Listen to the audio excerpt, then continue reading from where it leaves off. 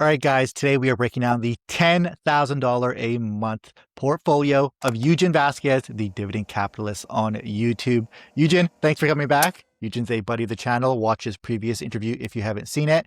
And I guess we'll jump right into it. Your first position is WPay, and you make $400 a week on it. What is it? Why did you buy it? Well, hey Gary, thanks for having me back. Always a pleasure.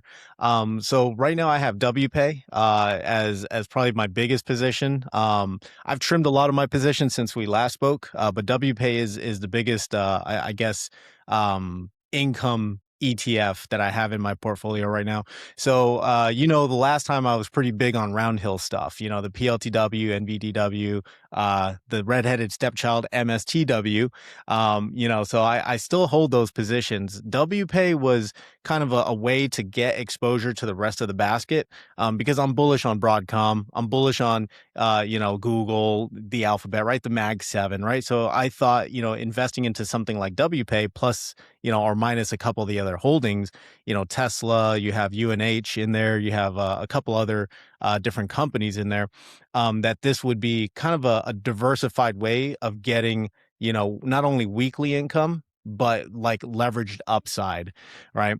So that was a whole thesis for investing into something like a WPay. It's diversified amongst, I think it's 10 or 12 different holdings. These are all single individual weekly paying ETFs from Roundhill, and they're part of their weekly pay series. So they pump out weekly distributions, and then basically WPay is that whole basket. So it just gives you out basically the average of whatever those individual Oh. holdings will pay out. So it's an interesting product. The only problem is, a few of the holdings in there in that basket, kind of weigh it down. So a lot of people got into it with what I'm speaking from experience. I had kind of these higher expectations for it, didn't quite meet it. And, at some point I had to make a decision to trim it because I felt like I was overexposed to WPay. So I ended up kind of trimming it. I had at one point, I think close to 100K in this ETF, and it was paying out pretty well. It was doing really well. And then, October, November, December, it's just been a brutal market. So, WPay was not spared from that. And, we learned the hard way about leverage, right? Liquor, ladies, and leverage. So yeah, WPay is my biggest position. I still intend to keep it for at least the near term. No plans to sell it. It's been pumping out the distribution, and that's what I use it for. I heard on your podcast that you refer to this as kind of like the income sleeve. So that's kind of what I refer to it as well. Oh. I have like this income sleeve of ETFs that basically just pump out cash. Like it's a feeder sleeve, like I think Yeah. Perry calls it. So, I use that distribution income to, one, live off of, pay the bills, that kind of stuff. And then two, reinvest back into the portfolio. Let's talk about the trimming thing that happened. Everyone had a pretty rough October, November, December. You probably watched me talk about my one. I only had one position that did really, really bad. It's like Voldemort on my channel. We can't say the name.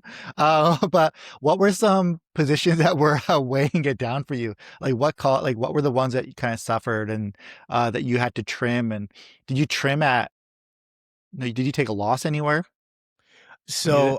So I'll say it right up front. I stupidly sold PLTW, NVDW, and HOW um, at the wrong time. Like, I don't think I should have sold them. I sold them right when we're at, like, right before we had that really bad drawdown.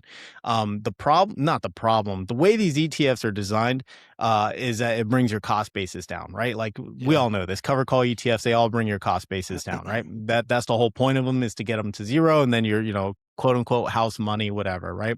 Um, so I sold these things to preserve cash, so I could buy back in later at a better price. That was the initial idea. And then again looked at things in hindsight, and I looked at my tax lots for each of these holdings, and I realized that as they were paying out the distributions, my cost basis was going down. So I actually took kind of a loss on some of these positions. Nothing too, nothing huge, like nothing really, really bad that I couldn't recover from.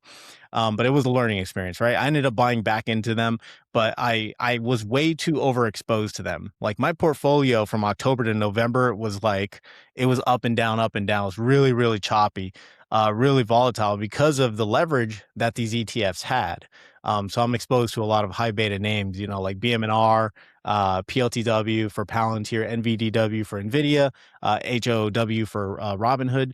So, you know, the portfolio was just going crazy during that time. And when I sold out, I had this plan to redeploy the cash, but I wanted to lower my exposure. So instead of like having 60,000 in PLTW, I went back in with, you know, like 20, and then like I just gradually built it back up as the prices were coming down, or I was able to buy the dip or whatever. So that was, you know, how I rebuilt the positions for PLTW, NVDW, and HOW. I'm still bullish on the three underliers, including MSTR. That's my biggest loser in the basket, but Yeah. I'm still very bullish on all of these names. And again, it's even though these are like income ETFs, and you're getting like indirect exposure to them, which is perfectly fine for me. I'm farming that volatility that these names have. You know, like Palantir is, you know, at one point almost trading like a meme stock. It's just kept going up and to the right, and it would have like some Yeah. pullbacks and then just up and to the right again. So basically, these ETFs are farming that volatility and then paying it out, of course, as a distribution. But yeah, like that's, you know, the portfolio took kind of a beating those last couple of months of 2025. But I think, you know, trying to right the ship, I've been talking about it for maybe a couple of months, maybe like 2 months, that I was going to start rotating a lot of the capital back into just normal index-based ETFs, things like a VGT, you know, things like an SMH, because, you know, I'm very bullish on the semiconductor space. So that's been the plan. And I've just been kind of like adding slowly back into the portfolio, you know, keeping a lot of dry powder. I really think that there's going to be something that happens this year, some type of catalyst that's going to send the markets down. So I want to be able to be prepared for something like that. I got a couple things I want to talk to you about. First, I was watching your live. Check out Yujin just started doing live streams. They're awesome. We were talking about it before we went live with this. I find them really helpful. I love his content, but I find the live streams really helpful. They just help me out. Even with my interviews, we talked off camera about that. But I think you might have mentioned it. Adding dry powder, I was getting the same feeling as well. So I'm loading up on cash offline. So the portfolio I don't show, but now I'm also loading up on cash online on the portfolio I do show online to the internet. Just because I have a feeling something's going to happen again, and I just feel like buying a ton again whenever that something does happen. Uh, I guess you got that feeling too, but do you even know what that something would be? I don't know what it is. I just feel like something always happens now every 6 months. So I should be prepared for it. So just and this is all like kind of just, you know, I don't have anything to back it up, right? I have no Yeah, facts, yeah. right? Yeah, yeah. I've consumed so much content that this is what I think is happening right now. Liquidity left the market, right? I've been using a lot of AI, a lot of, you know, ChatGPT to help me kind of like formulate this thesis and like cut through like the noise. So back in October, the US government obviously shut down, right? The Treasury was not moving a whole lot of money. And then a liquidity thing happened, right? Like liquidity was not in the market, a lot of profit taking. And then that's when we really started to chop down, October, November, and then into December. You know, there's all these narratives, oh, the Santa rally, October, those never happened, right? We ended up just kind of getting sold off. And I think it was obviously because of these large players in the space.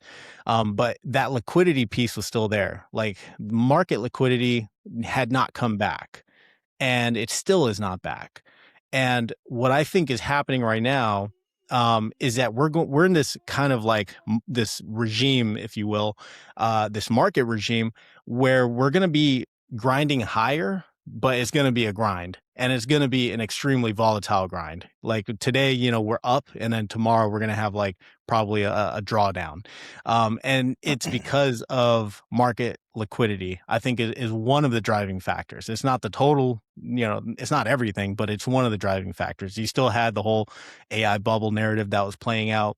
You have all this geopolitics stuff happening, as like in the southern hemisphere. That stuff Yeah. just happened, and then you have stuff in the Middle East starting to kick off again.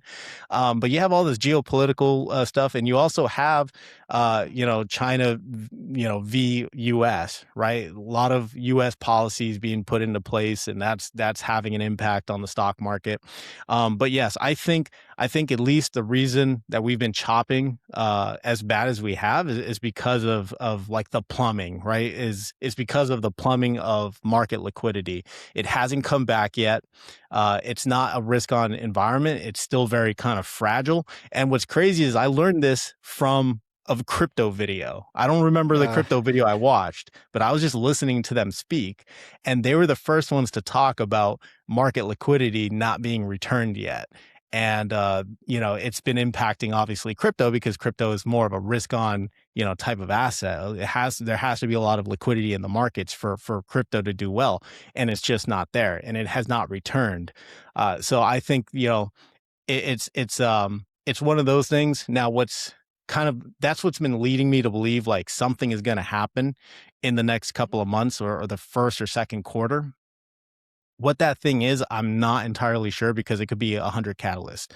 Um, one of the big things right now is the Federal Reserve. They're in the spotlight again, of course. And then you have this whole threat of a shadow Fed, of U.S. central bank becoming a shadow Fed.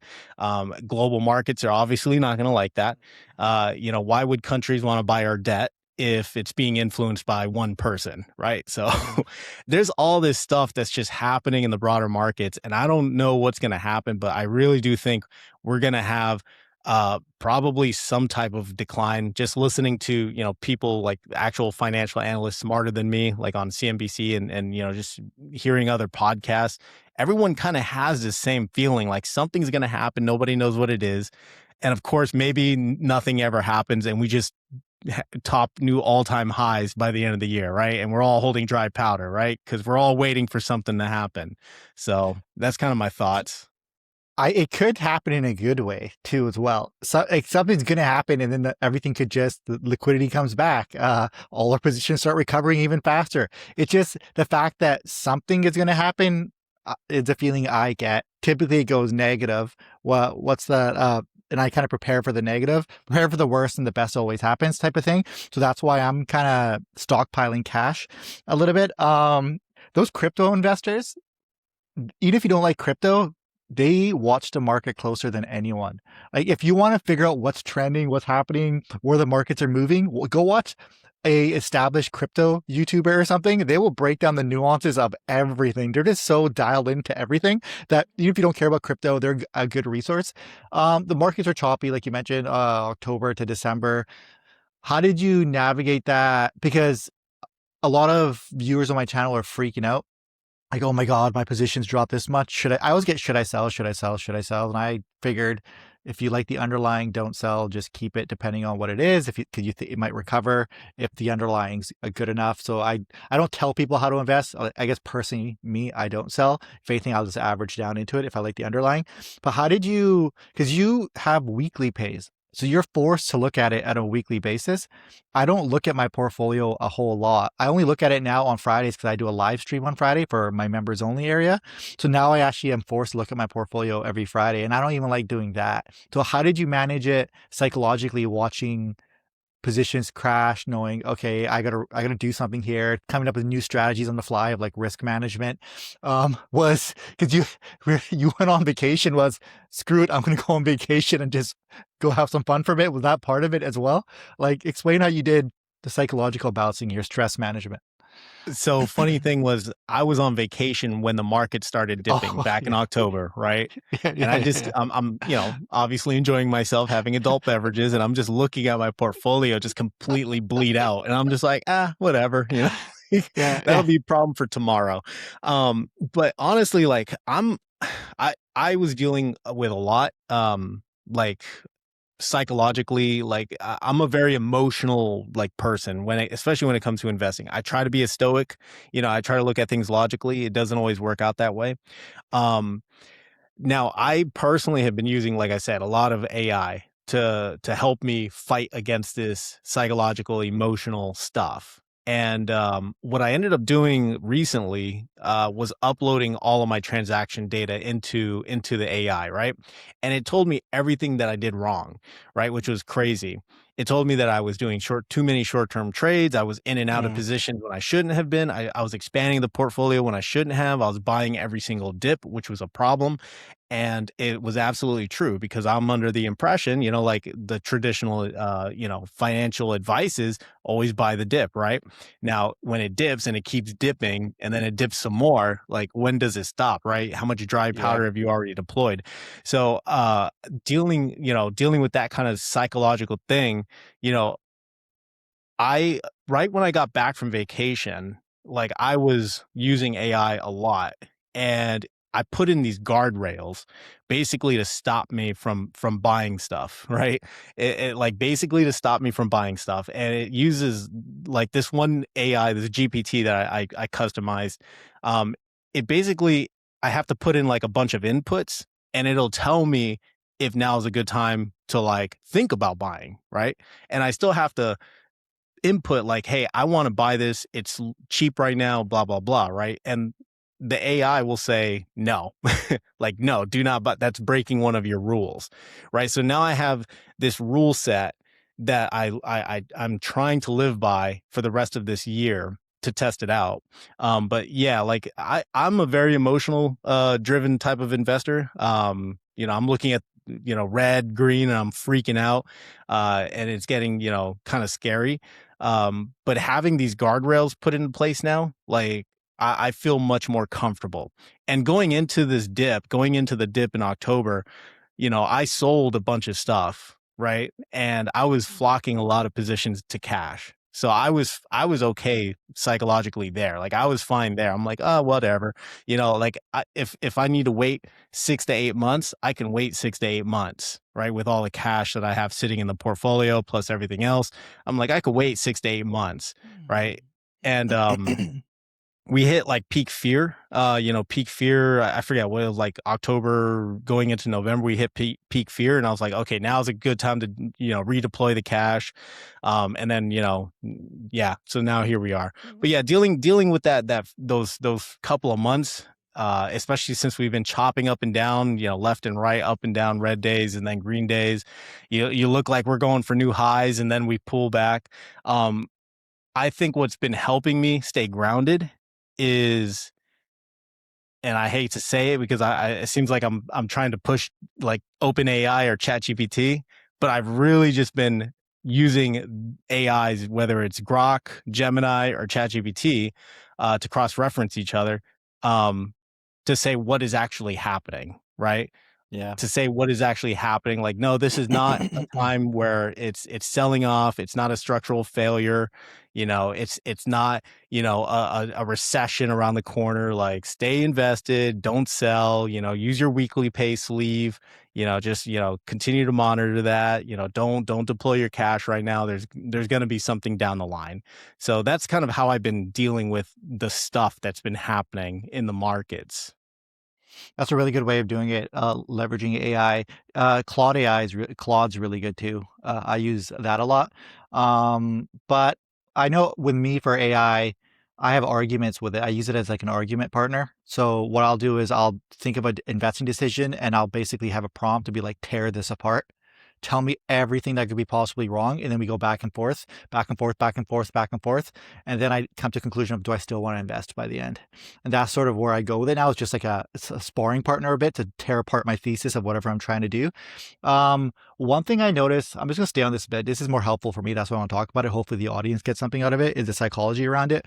The initial dip, we'll talk about MSTE, MSTR now a little bit. We'll get into this because that's really the only thing in my portfolio that suffered, because it's the only thing I own that's really a lot of stuff I own that are individual stock based. I bought them years ago, or I bought them during the April crash. It's like there's no way I'm already up on everything. Even if it crashes, I'm always up. But this was a thing where I bought it and I think it crashed like a week later. And now same with you. I actually was on vacation when it started crashing, and a couple things psychologically with that was I had never bought something crypto associated before, so I didn't know how fast crypto crashes compared to everything else. That was jarring, but eventually I settled into it because I've seen my other stocks crash before, and I was like, oh, this was fine. But I didn't do the falling knife theory where you keep buying on the dip, like keep going down. I went, okay, I'm just gonna take a step back and go back to how I normally invest, which is start looking for the bottom. And I waited it out. So a lot of investors who I was getting a lot of trash online, actually. A lot of people saying you made a dumb investment. You get tons of that. I got 90% that. But then people who believed in the underline were like, you're an idiot too, as well, because you're not buying it on the way down. And I just kind of froze, thought for a second, what do I want to do with this? And just watched it go down because me, normal non-YouTuber, because I didn't understand the effect YouTube was having on my investing behaviors on what I was doing online. There was a pressure to create content, to have something to talk about, to do moves, to report on something.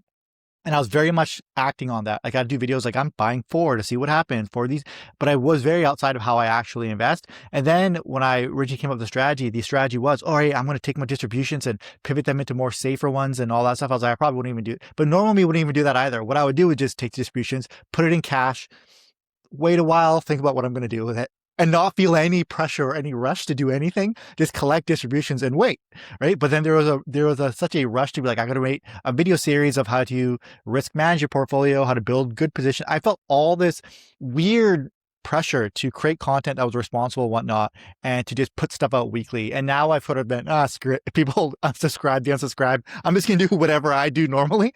So I'm just like, all right, cool. I bought a boring HDIV, which is like our Canadian, the most boring covered call ETF. I'm like, I like it. Only because I like it and I want to have a covered call ETF. And it was the only one I felt comfortable I'd ever even buy as a Gary investor. So I bought that. I bought the S&P 500, like your VOO type thing. I bought some of that because like I would buy that normally. Like I own a ton of it on my offline portfolio. So like I'll buy that, just start building those positions. But then when MSTR started, for MSTE, it started when I bought it like 11 something dollars. Then it dropped below six. I was like, oh, now I'm interested. Because when I'd done my research and stuff, I thought it would probably live between $4 to $6 for a lot of 2026. I was like, oh, all right, cool. I can start kind of coming in now and sort of buying down now in around this range. So I ended up buying most of it between $4.80 and $5.20. But I don't check it that often. And then I kind of only buy it in December. And then I bought a little bit like a week or two ago, only by accident, because I bought it a little bit in an account that had a drip set up for it. So it auto buyed. I was like, oh, wait, there's a drip set up and I have to turn it off. But that was the only reason why I bought more. But I waited till it hit the bottom. And that was very much a kind of Gary thing to do of like, no, I'll just let everyone shit on me on both sides. People who hate the position, people who love it. And I'm just going, nope, nope, nope, nope. And then I hit the bottom. And then I took my average share price from $11 and like 50 or 60, I don't know what it was, 11 something, down to $8. And I was like, okay, now it's like down to $8. That's not bad. And just when I'm doing my research and where I'm like, I think it'll recover eventually to like $7 to $8, maybe in like a year or something. So I'll be break even at that, not including my distributions that I've received for the last 12 months. I'm like, cool, I'm cool with that. And I think I'll hold it for the next 5 years because it's tied to the underlines MSTR. I don't think they're going anywhere for the next 5-10 years. Great, that's what that position is, and I'm not doing anything else with it. Let's collect the distributions. Let's stockpile the cash. And with that cash, I'm going to go pick one or two value investments and go dump 50K into each and then try to get a huge, like that's it. That's what I do. But that's not a whole lot to report on because it's like I buy two value investments a year, maybe three, right? Depending on what it is. And I only really buy them. They always end up during market crashes. That's why I'm waiting on something to happen. And what happens if nothing happens? What happens if the market just does really great? I buy nothing that year unless I somehow come across something where only that one company tanked and everything else is profitable. Like, and did that affect you? I guess it was kind of long. We give people insights into how the YouTube thing affects people, but Yeah. did that affect? It affected me. I had to course correct. I was new to YouTube in 2025. I didn't know that it was affecting my behavior, at least on the online portion of my portfolio. It didn't affect anything offline. Did that have an effect on you? Did you look back and go, wait a second, making content was screwing up how I was investing? 100% agree with you. So a couple things that I just want to cover. One is conviction. Two, we'll talk about MSTR, and then three is a YouTube cesspool, right? Yeah. I am like, I like YouTube. I like doing YouTube as a hobby, but you're right. Like you get so much flack for things, and what's I found, and it's true across all channels, right? I'm not saying any of the channels are bad or the creators are bad or anything like it. or these people are shilling this like yield max, or people are shilling neos or whatever, right? I don't really care anymore. But I do see that, like, yes, there's a couple different things with YouTube. One is the comments, right? They can throw you off your game, right? They Yes. absolutely can. But what's funny is that a lot of people like those really sour people that hate these ETFs, or that, like, oh, MSTR is trash, or Misty is trash, or MSTE is trash, right?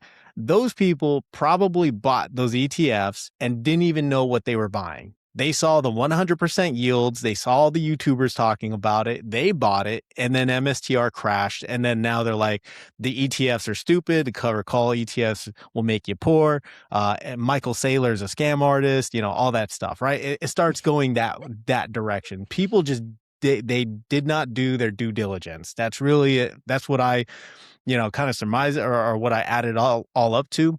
Now, there's some smart people. I get some really good comments here and there. Some people like actually add some thoughtful comments. Um, so yes, like YouTube, it threw me off my game for a little while. It still is, like, especially in communities, like Discord communities, you will have some very colorful characters, right? You could be invested in, like, let's say VU, and people will say VU sucks, right? VU is Yeah. stupid, right? You could be invested into something like SCHD, which is Yeah. which is like the golden dividend ETF. People will Yeah. say you're wasting your time, right? Like, it's crazy how extreme some of these people can be, right? And it just screws you up, right? Because you're reading this and you start second guessing yourself.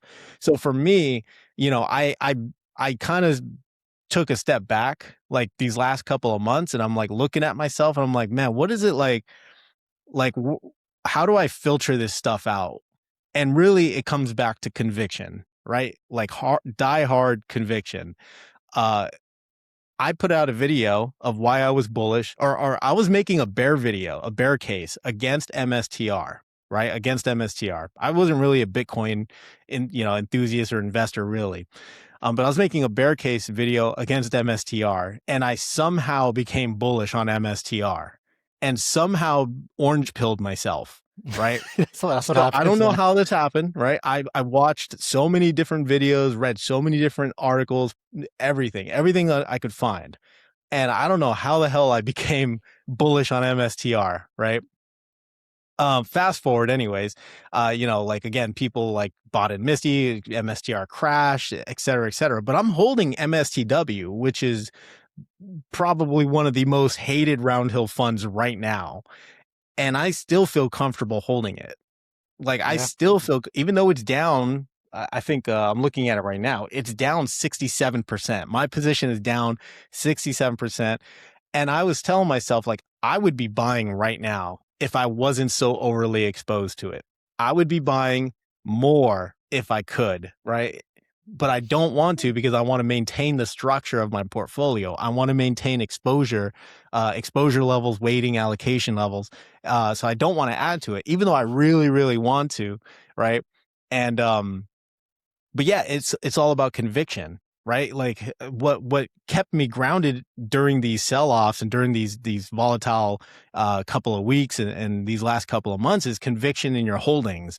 That's what's going to get you through all of that, right? That's what's going to help you with the emotional stuff. Now, you can look on YouTube, and there's going to be, again, I call it the cesspool. There's going to be a cesspool of negativity out there, right? Especially when you're a creator and you're putting out content that you think is pretty good. You're just sharing your thoughts, and people are just ripping it apart. Sometimes you got to look at that and just be like, yeah, okay. Sometimes people leave like very like actual valuable content or comments.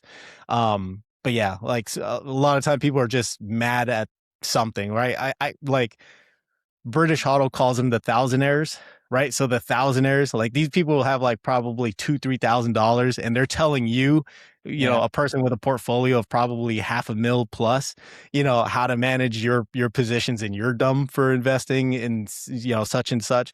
So I don't know these people. I just know their usernames. I don't know what kind of portfolio they have. I see them comment on other videos where they're like praising, one cover call over another, or one, strategy over another, or something else. And I'm like, I take it with a grain of salt nowadays. Like I really do.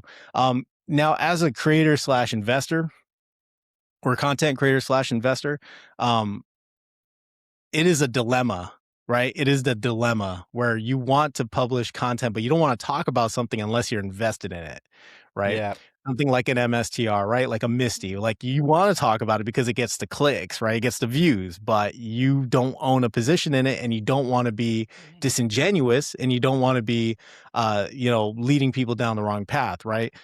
Because there's a lot of YouTubers that do talk about these ETFs, these high yield ETFs or these income products, and they don't even own a single one, right? And it just comes off as very, disingenuous, almost predatory, right? Almost Yeah, predatory. definitely. They're just after your clicks and views so they can get the ad revenue, and they're probably sponsored by these companies, but they don't eat what they're cooking. So, um, as a content creator slash investor, like I had to come to grips with that. It's like I've learned a lot over this last year for sure. I've learned a lot, especially when it comes to content creation and investing and finding that balance. So now I'm kind of on the wave where it's like I just do what I like based on my own thesis, based on my conviction, based on what I think is best for my portfolio, best for my circumstance, best for my situation. I invest accordingly. You're going to have haters regardless, right? You're going to have people who say, oh, there's too much hype in metals, right? There's too much hype in Yeah. metals. Stay away from metal. Or there's an AI bubble coming. You're going to lose all your money. Okay. Maybe I will. Maybe I won't. Yeah. I don't Yeah. see Palantir going to zero. I don't see Nvidia going to zero. I don't see VGT going to zero. So, again, like you have to take those types of comments with a grain of salt, but also, um, kind of finding that balance. Like I like to invest on themes. Like I'm a narrative kind of like story driven type of investor. I guess it's like a qualitative investor, not a quantitative type of investor.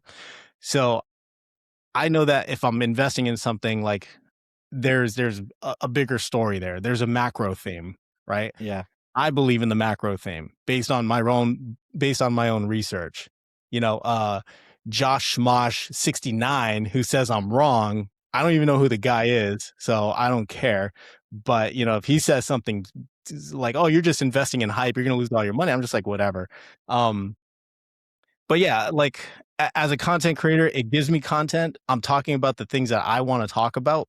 And I think that's what it's coming down to is I want to talk about the things that I want to talk about. I don't want to always talk about high yield products or dividend paying ETF or VU. How many times can you talk about the S&P 500, right? How many different ways? How many different ways can you talk about cover call ETFs, capped upside, uncapped downside, right? How many different ways can you talk about that? There's new fund managers coming out with new funds every single day, every other week, right? And they're like right now, the big theme is hedge, right? Protection to the downside. So all these new ETFs are being dropped every other day with all this protection to the downside, right? Of course, right? Because that's the cycle we're in. We're in this cycle where we're seeing more down days than anything. So next month it's going to be 3x levered ETFs, right? So, Mm-hmm.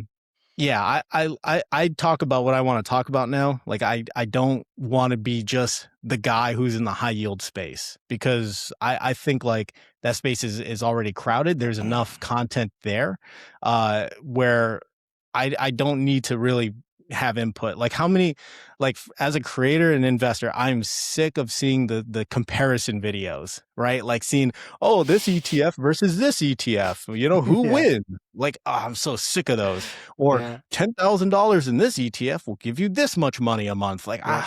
people can't do basic math or something. Like, come Yeah. on. Like, Yeah. so I'm tired of doing or I'm tired of seeing that content. I'm tired of doing that content. I'm not saying that that is bad content because, there's new beginners in this, coming every single day who are learning how to invest. So I get it. It's always going to be something viable for people. But me personally, I just don't want to be doing those videos, that type of content all the time. So sorry if I droned on, but yeah. No, no, no. There's a lot of things I want to talk to you about there. And by the way, like for people listening to this, this is super about. You need to understand because Yujin's pulling back the mask of how it is to operate a YouTube channel. So you understand what's going on behind the scenes. So when you're consuming content online, you're not getting fooled. And because there's so much, and there's a lot of predatory behavior. And the funny thing is when you talked about those things like this ETF versus this ETF, or $10,000 a month will get you, if you invest $10,000, you'll make $1,000 a month. So like I make that content, I try to make it once a month, and you earmark it. When I do my scheduling, I go, purely for it'll get X amount of views and X amount of subscribers. It actually they're the most painful videos to make. They're super, super painful because there's like, right? Because it's basic math. It's like you have to kill yourself to do it, right? So like I'll do it, I'll put it together. Actually haven't done any this year. I probably don't have any plan for 2026, but I definitely did it earlier when I was trying to get subscribers to the channel because it brings in all these new viewers. Is more broad. So you get a lot of people, the less you know about investing, the more valuable they are. The more you know about investing, you're just like, what am I looking at? Like I can do this myself in 2 seconds. But it's really just for people, YouTube channels who want to grow subscribers a little bit faster. You like weave in that content every month. When you're aggressive, you'll see on some channels like 4 times a week, but that's what it's all there for. It is painful content. And that's probably why I didn't make any of it this year, because I had the same thing as you this year. I was like, I'm done. Nope, I'm not playing the game anymore. I'm just going to do what I feel like doing. That's it. You watch if you watch, if don't watch, because I came to realization, like, I'm here to make money. That's it. Like, I have no other goal. It's like, and not create content to make money. I'm here to invest to make money. So here's what I'm starting with. I told my channel, like, I got $300,000 I'm going to do online in front of you guys. That's what we're going to start with. The majority of it is just because everyone saw the MSTE buy. I'm like, we'll start with that. Good. You can see that I added a little bit more to it. I think I added like an extra $100,000, just make it nice 300,000. So I was like, we'll start there. Let's get this to $1 million.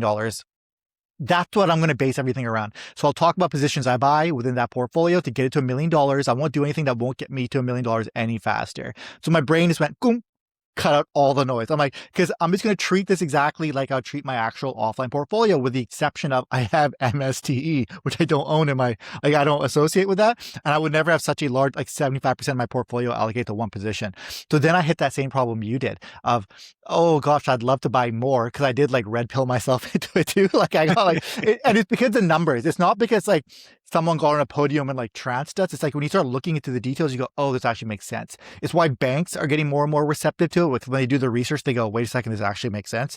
It's a numbers thing. So when you look at something like through the numbers, the analytics, and then it makes sense, all that weird stuff of like sailors, whatever scam, all that kind of melts away. And you go, wait a second, am I ahead of something? Like something's going to blow up in like 10 years here, 5 years. This is actually worth getting into. That's what I got into it. But I didn't, because like I said, I have so much MSTE. I was like, no, what would I normally do? I wouldn't ever reduce this position because I like it, but I'm going to use a distribution to build up my cash pile. Because what normal Gary would do is he would buy value stocks. But realistically, I don't really need a whole lot more VFV or VOO and stuff. I have so much already. So I have a little bit there, just because if I was building a portfolio, I would still like to have some sort of buffer in there. So that's why I have this thing called HDIV and XUS, which is a VOO, sitting there, because I almost treat them like cash, which means I could liquidate them. And I'd probably liquidate them at a profit no matter at what point in the year I'm going to make money off. So in my brain, I still even view those positions kind of like holding cash, because they're not that volatile. They're not that crazy. But really, it's like, oh, I just pick single stocks and I just pick winners. But, I pick a handful a year and that's it. So with MSTE, MSTR, I won't be looking at it until every Friday, only because what's the point?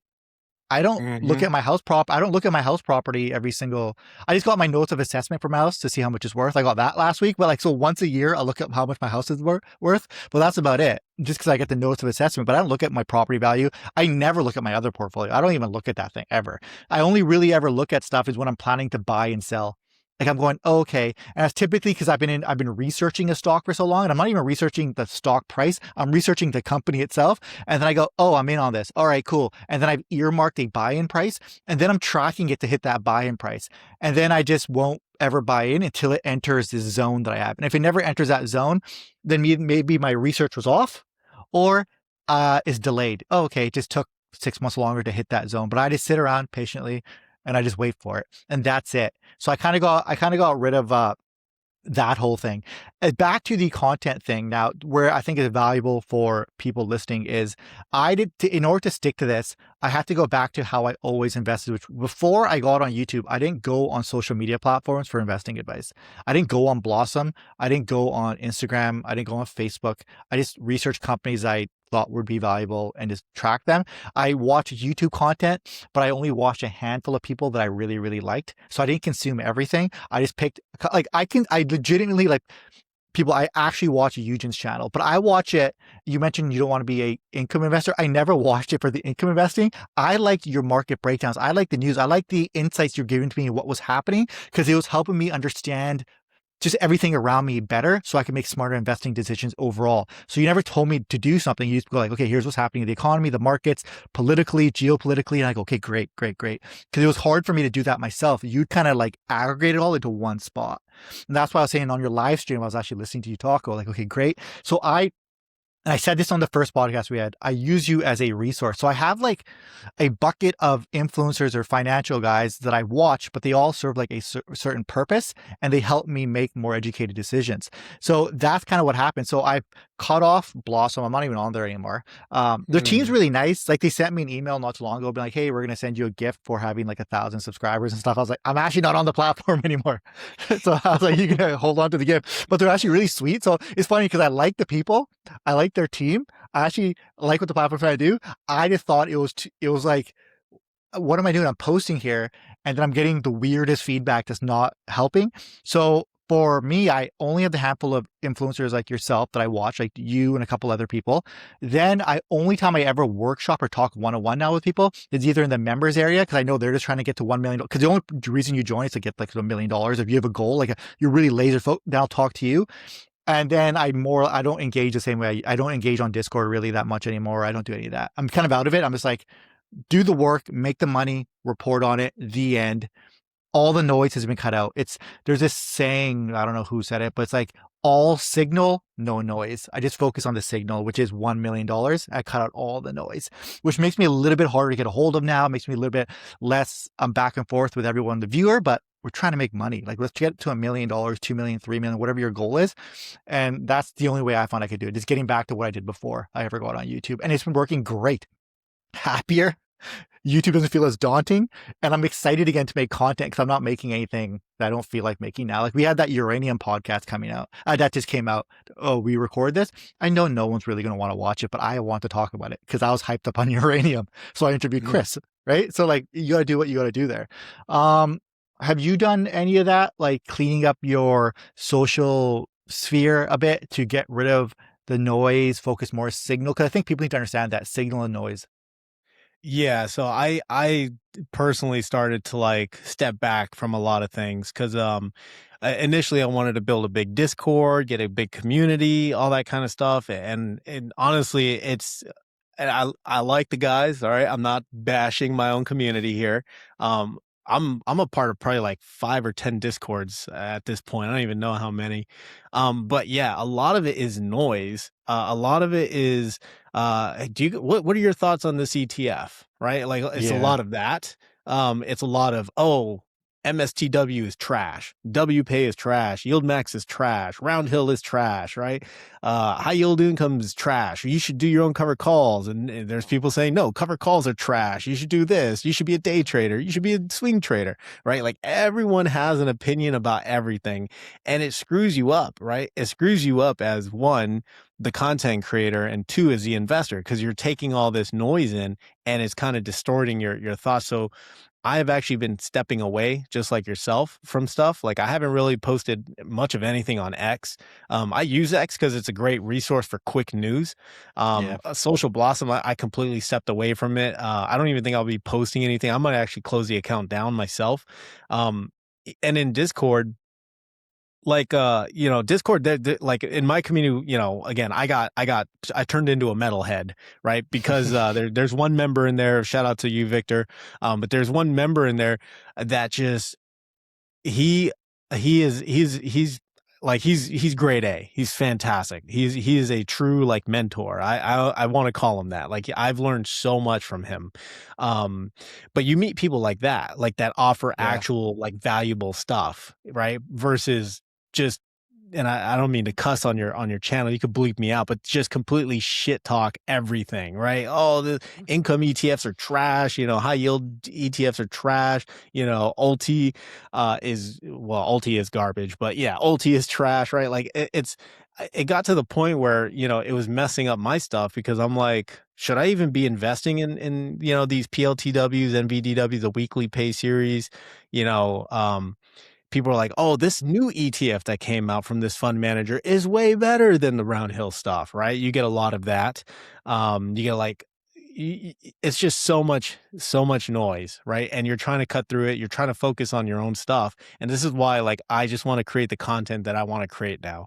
Like, I've put my foot down on myself. I'm like, no, I like covering the macro stuff. I like covering the markets. I don't always like talking about like high yield stuff. There's enough noise on the internet. People can go to Reddit, and Reddit is a bigger cesspool of investment Yeah, advice. I don't even touch Reddit. I don't go anywhere near that. I don't. That is no man's land. Like that's Yeah, a I big, don't. yeah, that's It's like no man's all the land. every degenerate on the internet congregates on Reddit. It is crazy. I did a little bit. I was like, whoop, I'm in the wrong room. No I thanks. I walked don't into want to the share wrong. my thoughts. I want to share my thoughts.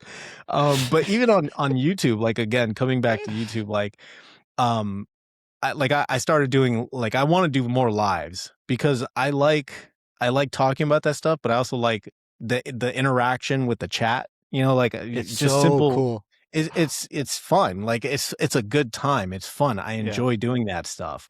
And I think like for me personally, like I want to start veering towards more of that, where it's just commentary on stuff when I'm doing what I I think love it. is the right move, or things like that. What I'm doing for my portfolio, talking about the latest and greatest I don't know, finance news, whatever you want to call it. Watch a couple video clips here and there, and then if people jive with it, they jive with it. If not, well, they can probably go to another channel that's going to talk about the newest cover call ETF, right? Like but yeah, I'm taking a hard stance this year and just focusing on the content that I want to create. Funny enough, I dropped a video about the debasement trade, which I think is extremely important.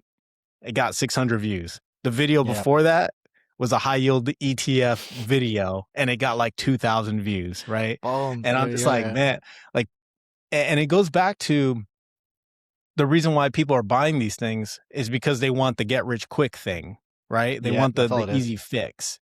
The psychology is we're talking about, right? And they end up buying the wrong thing, and then they get sour about it when it doesn't work out the way they thought, and then it's Ouroboros at that point. It's just the snake eating itself, right? It's constant. It's always going in circles. Well, let me try this new ETF, right? Oh, this ETF is trash. Let me try this another ETF. Oh, that fund manager is trash. Or they'll watch a video. They'll buy something. They'll watch a video on YouTube, and they'll be like, oh, I need to get out of this ETF. Because this guy said it's bad, right? Yeah. Funny enough, I had a old coworker reach out to me because he sees what I do with the high yield stuff, and he's like, hey man, I want to get into this. What are your thoughts? Can you help me out? I'm like, yeah, sure. So I give him basically a crash course in high yield investing, right? And I give him my core satellite approach. Make sure you have like an S&P 500 as a safety net, and if you had like 20,000, put 10,000 in there, and then the other 10,000 you can YOLO it in some high yield funds if you want, right? But I told him, I was like, once you buy these funds, right, do your research. You can ask me questions, whatever. But once you buy these funds, stay off YouTube. Just Yeah. don't even watch YouTube. Like, don't Google these funds. Don't look for opinions on these funds. Buy the ones that you really, really like. And then just don't go back on YouTube, because you're going to see a video the following week or the following day saying, oh, this other ETF outperforms this ETF that you just bought. And then you're going to be like, I need to get out of that and get into this other one. And by doing that, that always trying to get rich quick thing, or always trying to get the best performance, the outperformance, right? You're actually harming yourself. And that's one thing I noticed about myself that screwed me up this last year, was that I kept, jumping around. I kept hopping in and out, and that impacted my portfolio's performance. So that was one of the hard lessons that I'm taking into this year, is shut out the noise, invest in what you know and what you like and what you have conviction on, and just ignore the rest. Let your portfolio speak for itself. Like with the MSTR thing, one way or the other, we're either going to be really stupid or we're going to look like geniuses. Like that Yeah, that's there's that's all there there is to it. there's zero middle ground on that one. It's like it's not going to perform meh. It's going to go just in the shitter, or it's going to just skyrocket. But I give it like a 5-10 year timeline to, like, if you Mm-hmm. know about what they're trying to MSTR is trying to do. I've talked about this, but there's so much legislative and like the stuff that they have to get through, regulatory issues that they have to get through. That's like, okay, that could take a while. A lot of education that has to happen. Like, this could take a while.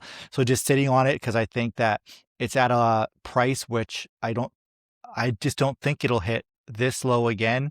Once it starts recovering, it won't go this low again for a while, or if ever again, possibly. So it's like, well, get in now here near the lows. It might sit at this low for a while, but when the recovery does start, I don't know if it'll come back down in the next 5 years. Mm-hmm. So that was my thesis around it. Just like, all right, cool, I'll start buying it now because I think this is a good entry point. Even though I bought it earlier and I thought that was a good entry point. But um, one thing you're mentioning, yeah, like a lot of people watching this podcast will be 45 minutes in and they'll be like, what the hell, he bait and switched us, because I did the exact strategy to get people to watch. I did $10,000 a month portfolio. Yujin Vasquez got you to watch. You got one ETF out of us. Personally, we can talk about ETFs a little bit, like your portfolio, but I think people can go to your channel and see a lot of that stuff. I kind of have you for a limited amount of time, so I don't want to waste it too much on just breaking down each position. We can talk about if they make sense to talk about, but I kind of like talking about the psychology of investing with you better, just because, we did go through a giant crash. How did you manage that? I'm interested to hear your opinions on, so basically what I'm saying is check out Eugene's channel if you want to see like each ETF and stuff. And if you're already watching this much, you've already forgiven me for the bait and switch. I think the psychology is much better of a lesson for you guys, right? If you're already 50 minutes in deep, you're clearly okay with what we're talking about. But what about Frankenstein products? So ETFs are coming out every day now at this point. That's why it's so crazy. Like, people are just swapping them out nonstop. But like more and more I call them Frankenstein products. We're just like putting together all these different factors to make it like a high performer. What do you think about that? What do you think about the mass influx of all these ETFs? Are you weary about it? Like, I'll tell you what I'm doing first before you jump into, like, I just don't even touch them now. And this is where you mentioned before, viewers are helpful. I had one viewer, her name's Deb on my channel, right? I think she's an older lady, but she's like, oh, I don't touch any, and I don't do this. She's like, I don't touch the newer ETFs for a year. And then I wait, and then I buy in. I go, oh, cool. That's like patient. I enter earlier on stuff. I won't wait the whole year, but she just doesn't touch anything for a year. What do you wait? What do you think about those? The influx of all these ETFs. Your general idea of what's being created? Is it quality? Is it quantity? Are ETF companies just trying to meet consumer demand of, like, everybody wants this, and they're all just kind of, oh, that worked for whatever this fund, we're gonna do the exact same thing, but with a leverage twist. Like, what do you think of everything that's happening right now? Because the last 12 months has been insane for these income Yeah, ETFs. the industry, it doesn't matter what industry, like high yield or not, but yeah, Yeah, the ETF industry has skyrocketed. I saw a crazy stat that there are more ETFs on the market than there are stocks. Like, think yeah, about that. Like, the total US stock market is 4,000 or 5,000 stocks. There's more ETFs on the market than that, which is yeah, absolutely insane. Now, this will lead into another interesting topic, but I think by and large, a lot of those new ETFs that are coming out, they're serving, very specific purposes, because you're hearing it in the media, right? Super cycle this, AI this, and they're building these very thematic ETFs. So investors could take advantage of that theme, right? Whatever that theme is. I think it's offering a better way for investors, instead of buying individual companies, the less, intelligent investor, I suppose. I don't know what word to use, but the more passive investor, right? Say yeah, say they want to invest in AI, they just don't know how, right? They could buy VGT, sure, but it's all technology companies. If they want a very thematic AI ETF that holds the best AI companies, then they can find something like that, right? And I think that it is a net positive for investors. Obviously, these fund managers are charging an expense ratio, an expense fee, but I think it is a net positive for most investors. Um, Now, when it comes to like the high yield space, again, every strategy under the sun is coming out, right? First, it was just your vanilla cover call single stock ETFs, right? They were the most revolutionary thing, and they were for a while. They absolutely were. Then came total return swaps, right? And then came using different strategies, using puts, using calls, using all this other stuff, right? Then came the alties, where they can employ all these different strategies on meme stocks, right? And it just continually evolved, right? Because now you have leveraged, right? 200% exposure, doing cover calls on, right? And now it's they're trying to shoot for 3x, right? 300% leverage, right? But now you also have something like a TDAC that has their TDAC lifts. Now they have their cover call ETF, but they have a leveraged ETF for TDAC that does total return swaps, right? So it's like you're getting just a little more oomph out of the ETF. And I think it is a net positive for the industry. It's quickly evolving. There's a kind of a hunger for income, right? There's a hunger for yield from investors. I think the fund managers, by and large, knew exactly where to market this stuff, right? X and YouTube. I mean, Yeah. they knew the playbook, right? They knew how to do it. Everyone wants this money. Everyone wants easy money, right? It's just human psychology. Now, some of these fund managers coming out with these products, they're actually really good, right? And again, it comes back down to, the investor understanding exactly what the heck this ETF does, right? So it's not them being predatory, the fund managers, it's not them being predatory. It's probably YouTubers, mismatching expectations, and then people buying these products not fully understanding what they're buying, right? If I throw in, $10,000 a year, or $10,000 this one time, it'll pay me $10,000 every single year, for the Yeah. rest of my life. Like, wow, right? But of course, someone a little smarter would probably be like, that's a little questionable. Maybe, the dividend will drop or something, Yeah. or you'll get reverse splits or whatever, right? But yeah, I think it is a net positive. I've seen a huge influx in thematic ETFs or specialty ETFs. Like you have like drones from Defiance, DRNZ, that came out. It specifically involves all this drone manufacturing for basically the military, the government. Oh, that's So there's also like Shield for U.S. defense contractors. There's also Round Hill just dropped one called Cabs. It's for people who want to invest in the FSD type of automotive companies. They want that exposure to like fully autonomous driving. So they have an ETF full of companies that are involved with that. So again, I think it's beneficial. I've seen more thematic ETFs coming out that are more geared towards like the current macro themes. Like right now, the hot one is critical minerals, right? Critical minerals, rare earth minerals. You also had, before that, you had drones, and then before that you had AI, and then before that you had semiconductor, and then before that, you had data centers. So you have all these like AI, all these ETFs coming out that serve or invest in very specific things, very specific themes. So I think, like I said, I don't want to keep droning on about it, but yeah, I think it's no. a net positive for investors. Those drone ETFs, there's so much more variety in the States as far as ETFs goes. I guess thematic ETFs. I'm I'm just thinking, if I looked at a drone ETF, I just look at the underlying, what did it buy? And I can use that as a starting point for market research of like, all right, cool, maybe I'll buy this individual company. That's the note I was just taking. I was like, starting point, because I think, uh, let me just write down this note. Sorry, guys. See, like I said, I'm just trying to make money here. So sometimes I'm just going to not take into consideration the audience. I'm just going to be taking notes just because I'm thinking, because I'm really doing more individual stock picks than buying ETFs this year, just because I just like doing that. I just prefer to do that. I don't think, like, for me, I don't care. I don't need you to do the rebalancing for me. I know how to do that. I don't need to pay you the expense ratio and any of that stuff. And I'll probably, out of the bucket of 20 drone related companies, I'll probably really only want to invest in like 3 of them after I've done my research. So like, I don't need all of them. There you go. Like, so like, Yeah. but I'm thinking, I'm always looking for ways to hack to do investing a little bit faster because I got two kids. I got a third on the way. My time is crammed. I think you'll be my last early morning podcast for the rest of 2026. It's 9 o'clock in the morning for me here. Everything else is going to be in the evening because I like to take care of my daughter in the evening. So like there's a scene in Pursuit of Happiness with Will Smith, right? And this is my life right now. A good example of it. Have you seen that movie, Oh, Pursuit of I just Happiness? saw it not too long ago. Yeah. Perfect. Okay, you remember he's picking up the phone and he's putting it down and he's just clicking the thing. He's not actually fully hanging up. He's clicking because he had to shave off 10 seconds to get to the next call. So my life has turned into that. That's my life.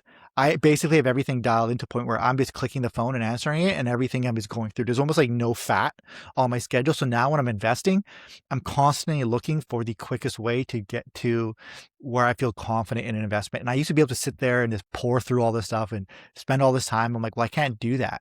So now I'm using this one newsletter called IQ Trends from Kelly Wright, which is a value investor, but he's so much more passive than I am that even his recommendations might be a little bit too slow for a guy like me. But I do use it as a screening process. I'm like, oh, if it's on my list and his list, it's an easy way for me to go like, okay, then it's really worth looking into. And then now if it's like, okay, I want to get into a market, I'm really aggressive about drones. I'll just start with, I think Defiance, he said, what are their underlines? Oh, great, that'll be my list. I'll start there. If they're already interested, I'll start there and then I'll start dissecting those companies. I think for like all the dads out there watching or anyone who just feels so cramped on time, you got to think of your way to Will Smith it and just figure out how to not hang up the phone and just press the button instead. Right? And that's what I've kind of done with my whole schedule to be a, I guess, smarter, more efficient investor. So I kind of want the same output. I want the same results, but I don't have the same time I did when before I had all this other stuff going on. That was just like a side note on that. You know what's interesting? Just one point. I want to make this because I think it'll be very valuable.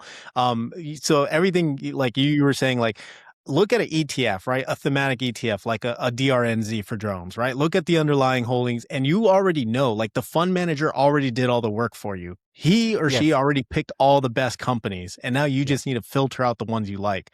I invested into a drone company called Ondas, right? Ondas Holdings. I found it at 70 cents and I rode the thing all the way up to $11.35 or something, right? Now it's sitting at like 14, 15 bucks, I think. But I found that company because Palantir partnered with them. Palantir had a partnership. They've had a press release and I looked into the company and at first I kind of dismissed it. And I was like, I looked at it again and I saw what was happening in, the Russian-Ukraine war. And I was like, this is the company. This right here is the company. It's going to be such a big deal in the future. So I ended up making an investment, but it was like a streamlined event. Like look at a partnership or something, a press release from a major company, or look at the ETFs and see what they're holding. And then you basically cut out a lot of the fat, a lot of the research time to get down to the meat, the meat and bones of everything. So I just thought that your point was really smart because that's exactly what I've been doing. More or Yeah. less, to find like new tickers or interesting companies is I'll just look at the underlyings and be like, oh, that's interesting. But yeah, sorry, I didn't mean to cut you off on your next point. Yeah. The longer you've been investing, you just get more efficient at it. Right. And it's how do like, I think some people, especially because I do that live stream on Fridays. They're like, "What's your process?" I get that asked a lot, and they're expecting it to be some crazy analytical. Like I start here. It's like a weird filtration process of like whittling things down. You start broad. You have like a core idea of like, okay, I'm kind of want to be in this space. Then more and more things fall on your radar. And as it falls on your radar, it's just like filtering. You're using these different techniques we're using to filter down. Then you get down to like this handful of stocks. But that filtering process can take months sometimes of just like slow. And you're just passively filtering. And then you get to like, all right, cool. I think these are the things I really like. I did that with AMD. And I always use AMD as my good example of how I did it. And I'll use this example this is a teaching moment. So I was watching NVIDIA rides. Everyone's watching NVIDIA rides. They're all going, okay, great. I'm like, well, I can't buy into NVIDIA right now because it's just rising so fast. I I just felt overvalued. And for a guy like me, I'm looking for maximum return on a value pick. I just didn't feel like the upside, like if I put in this amount now, I could get more money, more bang for my buck. But then I looked at number two, it was AMD. I was like, whoa, there's a big difference between one and two in stock price. And then you look at the chip manufacturing space. So what I did was I ended up doing all this research into Taiwan Semiconductor, them, like, right? I started looking at Intel, AMD. I started understanding why Taiwan even started making semiconductors, how they went from textiles to that. And I made a little mini documentary out of it. And then I did that like a year ago. I posted on my channel, and I delisted it because it had nothing to do with investing. It was just talking about textiles and stuff, right? But I did all this stuff, and it was just filtering. And then my laptop had AMD. I had such a good understanding of semiconductors, how they're manufactured, how they affect economies, trade wars between Taiwan and China. I know all this stuff in my brain. And then finally I was just looking around going, AMD's, that's the play. That's it. Right. And I was like, but it's still overvalued. I can get this cheaper because it was still over $100. I was like, and normally, and me, I just kept, there's some element of FOMO. I was like, I need to buy in before it's going to go up any day now. But then I kind of came to terms with, you miss it, you miss it. You did all this research, nothing happens. It is what it is. Right. And get over that. And that was like a release there, but nobody was really watching me. And when I was making this play, my YouTube channel had like 100 subscribers. So I made a video being like, buy AMD. It's the best, when no one commented or watched it. I got like 100 views. And this is before it exploded. I made a video saying, here's all the stocks I'm buying in April during the crash. Nobody watched it. All those stocks are like up like 800%. I'm like, here's the one, right? And it's like, God damn it. I don't make those videos anymore. I do them privately now. But at that point, when the April crash had happened, I was so confident. I was like, boom, it dropped under $100. I had this year of slow drip of semiconductors and everything just whittled down to like AMD. That's the play. And then I bought a just ungodly amount, more than I put into MSTE of AMD. And it's been performing well. I did the same thing for Intel because Intel is a very different play. I knew so much about semiconductors. Intel was dying, getting murdered. And I was like, oh, this can get murdered for like another 2 years. But AMD, I expected a lift. Intel, I was like, wait a second. On a it's not, Intel's not fueling the AI revolution at all, but they're fueling regular retail electronic devices like the laptop, your phone, like everything that's like on a small, like we still need to mass produce that. NVIDIA's busy with AI and all these huge things, right? They're even cutting down graphic cards, right? And that's what's causing graphic cards to go up in price. I was like, Intel, you just need it. It's the what's your most common, like in Canada, Molson Canadian beer we have here, which is a generic beer that everyone just drinks. Bud Light. But it's the Bud Light of computer chips. It's a Bud Light of computer. It's always going to be there, right? The average Joe will be drinking their AMD chips, right? I mean their Intel chips. So I invested quite a bit into Intel, but I invested it with like a 2-3 year time horizon of like, all right, cool. They just changed out management, but then that did really well because the news just spoke. I was like, oh, I was happy, a little surprised. But that's what I mean by slow drip. And now I'm back to that. So even when you probably get asked this, I get asked this, like, hey, can you do a one-on-one consultation with me? I was like, I can't tell you how to do an investment decision in one. I teach you the basics like we're talking, but because my process is so slow, it only works as if I just slowly talk about it week after week. And you'll notice by my talk track, if I'm talking about one niche, one sector, and over more every week, and then suddenly it goes from niche to sector to a bucket of companies, and then 6 months later, I'm just talking about like 1 or 2 companies. That's been the filtration, but that takes like 6 months. So that's why I actually started that membership thing, because I was like, all right, I need a way to do this. But then it's such a time kill. And I was like, all right, well, assign like the price of a coffee on it. I can sit there and I can like sit down and like talk to people for like 4 hours on a Friday about this. And we can just walk through everything. And that's where that came from. That's where the membership came from. It's just like, that's the only way I could teach people effectively how to invest. Oh, that's cool. That's really cool. Well, I like the $1 million club idea you have, like that dials you in like so well, and it helps cut out all the noise, like all the random BS. That is phenomenal. One goal, like that's it. That's the whole point of it. But like when I explain like my process of investing, that's mine. It's a slow drip. How's yours? Is it more aggressive? Because it takes me forever to finally land on something. How's yours? Is it faster? Because you mentioned with AI, you were trading very fast earlier in 2025, but you changed that now. Walk me through your process. That was my whole process. So it's hard to believe, but last year was my first year actively managing my own portfolio. Like I was always like S&P 500 and chill, right? Yeah. VU and chill, right? Or something like that. So now my process is, I like I was mentioning earlier, I like to invest based on themes, right? Based on stories.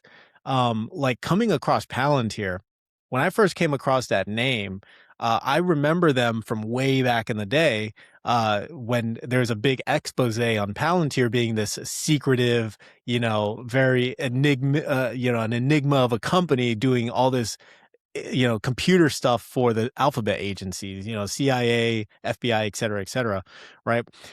So when I came across their name, I was like, this is going to be the first company I do a real due diligence on. So I read as much as I could, and then I slowly started to understand what it is that they're doing and what they're trying to do, right? And where they're heading, right? So their AI is basically a productivity multiplier, right? It makes business so much easier, not only for the government, but also for, private companies, for commercial. So as I continue digging into the company and understanding what it does, and funny enough, like, I didn't look at their investor presentation until later. Instead, I just pulled up as many articles and YouTube videos as I could. It didn't go to Reddit. All right, I stayed away from Reddit. But I found, like, listening to Alex Karp speak got me more energetic about the company. Like, I was like, I could align myself with Alex Karp because, just the way he is, the way he thinks, and the way he's running the company. And the company is very cutting edge. It's a technology company. I'm a technology background type of person. So Palantir was my first company that I ever, like, actually did any due diligence on. And then, Nvidia came second. And then, as just kind of time went on, it's like, whatever is a macro theme, I will start there, right? So my last one was, the debasement trade that's happening, right? What are the assets, or the real, the real assets that are going to outperform, or at least, hedge against the debasement trade? What is the debasement trade, right? So you start doing this type of due diligence, understanding what's actually happening, and you see it in real time. You see it happening at the government level, and you seeing the debt is just constantly going up. And I'm like, wow, I need to have a position in gold, right? This is a no brainer. Like, people need to have. I used to think gold was stupid. Like, having any Yeah. type of gold position was dumb, but now I'm like, no, I need this. Like, this is an absolute need. So that's how I finally invested in gold after so many years and so many months. But now, like, especially for another trade that, like, we can talk about probably another time, but, is like the rare earth minerals, right? The critical minerals, critical metals, that kind of stuff. I didn't realize how much metal is needed to build out a data center, right? Again, you're going layers deep. You're just doing your due diligence. You have the software layer, right? You have, like, the Microsofts. Then you have the hardware layer, right? You have the NVIDIA, the AMDs, the SMCIs, the server racks, the Dells, right? Then you have the Cisco switches, right? You go a layer even deeper than that. It's like, now you need copper, you need power, right? Okay, so what companies are involved with that, or what ETFs are involved with that, right? So that is kind of like how I filter, or how I work through things. I'm trying my best this year not to be in and out of positions, not to swing trade, not to, do some stupid strategy, right? My thing is just invest in themes. And the biggest themes right now, and I talked about it on one of my streams, was, all of this, everything that's happening right now is part of a government super cycle, right? Everything is government led right now, Yeah. specifically the US government, right? Critical minerals, rare earth minerals, like, all that is getting a huge tailwind because of what's happening at the government level between China, between the United States. The AI trade, the AI data center capex trade, all that is happening because of the government. The government started the Stargate project, or didn't start it, but they, kind of pushed for it. And you're having the current administration, the Trump administration, force all these companies to basically invest in the United States, right? Yeah. TSMC was a bargaining chip with Taiwan. Bigger picture. China wants to invade Taiwan, so the Trump administration basically said, "Hey, move your manufacturing here where it's safe," right? So, you have all of that. Then it's just all this stuff, right? The government super cycle includes all of these other things, right? The metal super cycle.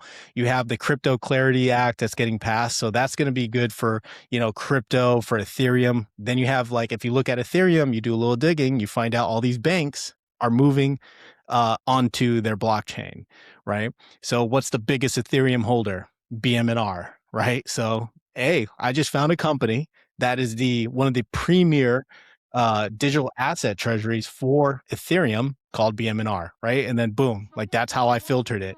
Same thing for Bitcoin. I tried to find a bear case against MSTR, and I ended up orange pilling myself and becoming bullish on MSTR, right? So Yeah. because everyone was talking about it, but I didn't fully understand exactly everything about MSTR, right? So again, it's just a filter point. And then I believe like Bitcoin is a big part of what is happening in the broader picture, where the government is just printing so much freaking money. Bitcoin is going to have a tailwind from all of that, right?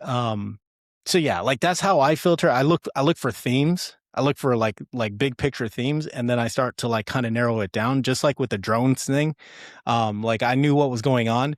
The Department of Defense is getting a huge spending increase, and a lot of the aim is to build out and modernize the military with drone technology, drone and AI technology.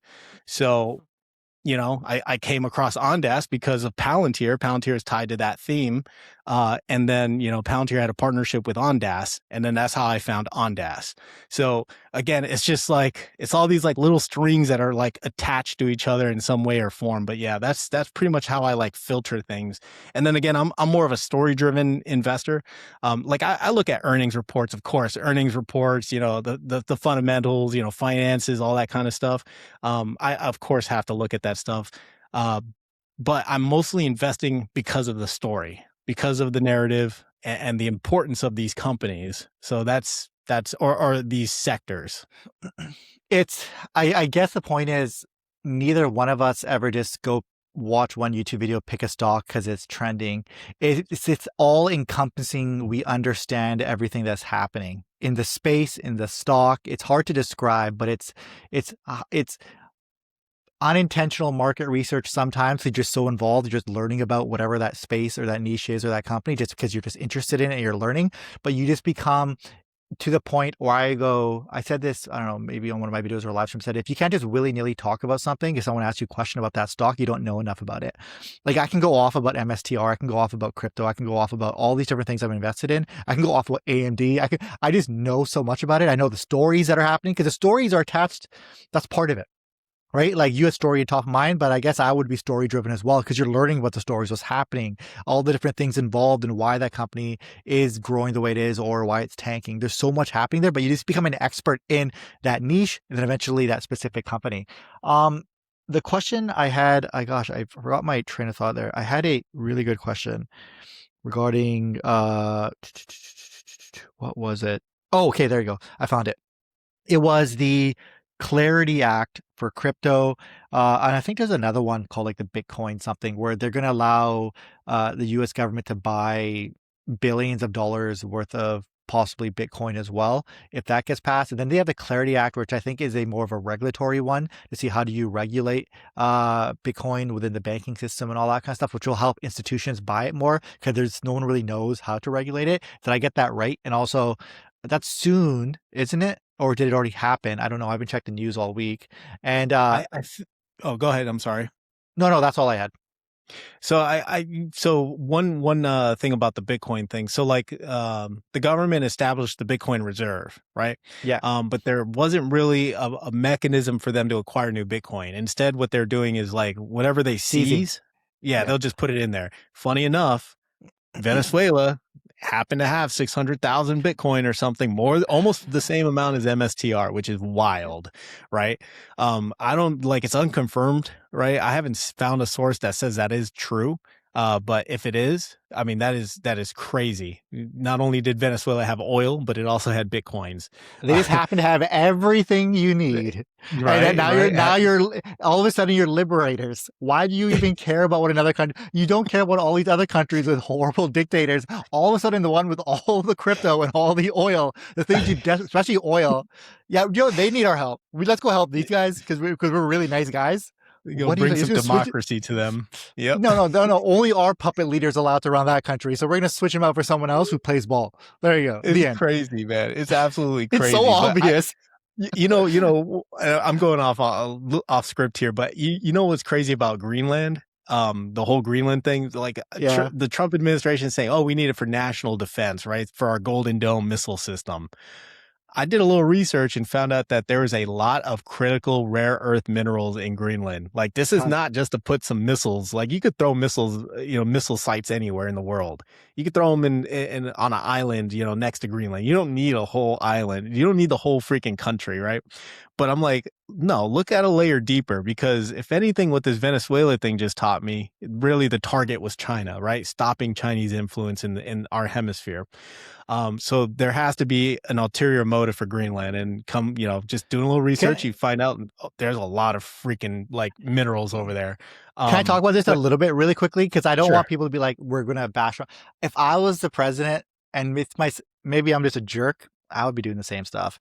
Like because you got to protect, like, because you could, first off, here's why. And this is, you got to understand what is his job is for the United States to prosper. His job is not to protect the rest of the world. It's not to have the largest navy that's actually helping other countries trade routes. It helps everyone, I guess, but that's what they're doing, really. The only reason why there's so much free global trade in the world, and this is honest, is because the U.S. Navy is so all encompassing and powerful that they open up all the trade routes for everyone to trade amongst each other. So when people go, it's a global economy, you can thank the US for that. They made that possible with their all-encompassing naval fleet.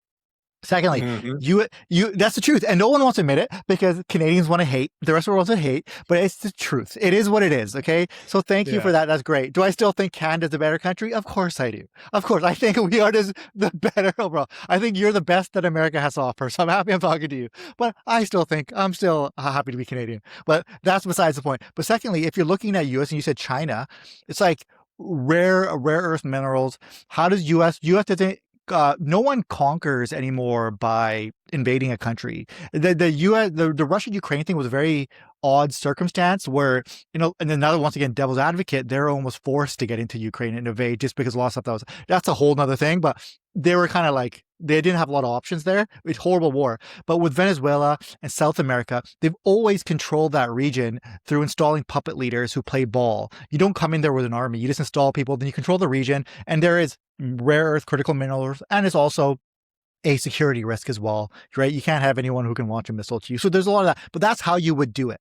You'd go in there, take out the guy you don't like, put in the person you do like. I think in this scenario, I don't know too much about it. It worked out in most people's favor because that guy seemed to be quite a jerk. So hopefully they install someone who's nicer who plays ball, right? So everyone wins. But that's what you would essentially do. So that's my little two cents. I know I'll get slack about this as a Canadian who's kind of sticking up for the moves, but here's what, and I come down to this one thing.